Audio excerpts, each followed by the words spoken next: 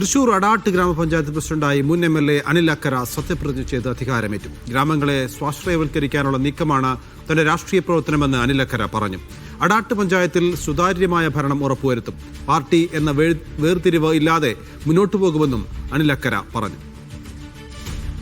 അഹമ്മദ് മുസ്തഫ ചേരുകയാണ്. മുസ്തഫ, ഒരു മുൻ MLA വീണ്ടും അടാട്ട് പഞ്ചായത്ത് പ്രസിഡന്റായി മാറുന്നു. അദ്ദേഹം നേരത്തെയും ആ പഞ്ചായത്തിൽ അദ്ദേഹത്തിന്റെ പ്രവർത്തനം ജനശ്രദ്ധ ആകർഷിച്ചതുമാണ്. എന്താണ് ഇപ്പോൾ അനിൽ അക്കര പറയുന്നത്?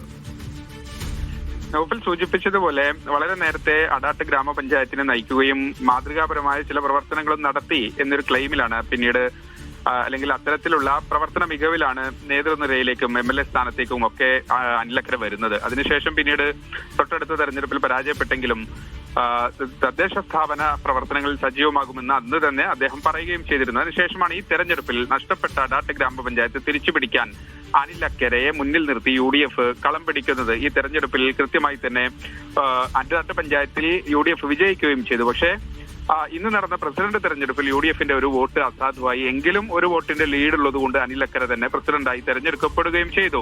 അതിനുശേഷം നടത്തിയ ചില പ്രസംഗത്തിലാണ് തദ്ദേശ സ്ഥാപന പ്രവർത്തനങ്ങളുമായി ബന്ധപ്പെട്ട് ഗ്രാമങ്ങളെ ഗാന്ധിജി ഉയർത്തിപ്പിടിച്ചിട്ടുള്ള ഗ്രാമസ്വരാജ് ഉൾപ്പെടെയുള്ള ആശയങ്ങൾ നടപ്പാക്കുന്നതിലാണ് തന്റെ രാഷ്ട്രീയ പ്രവർത്തനത്തിന്റെ മികവ്, അല്ലെങ്കിൽ ഇതിനെ ഡീ പ്രൊമോഷൻ എന്ന് പലരും, ഒരു MLA ആയ ആൾ വീണ്ടും ഒരു ഗ്രാമപഞ്ചായത്ത് അധ്യക്ഷ സ്ഥാനത്തേക്ക് വരുന്നതിന് ഡീ പ്രൊമോഷൻ എന്ന് പറയുന്ന ആളുകൾക്ക് ചെറിയ ചില മറുപടിയും അദ്ദേഹം പറയുന്നുണ്ട്.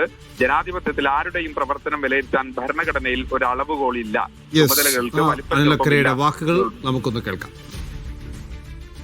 അടാട്ട് പഞ്ചായത്തിന്റെ ഭരണസമിതിയിൽ കോൺഗ്രസ് എന്നോ CPM എന്നോ CPI എന്നോ BJP എന്നോ ഒരു വേർതിരിവും ഉണ്ടാവില്ല.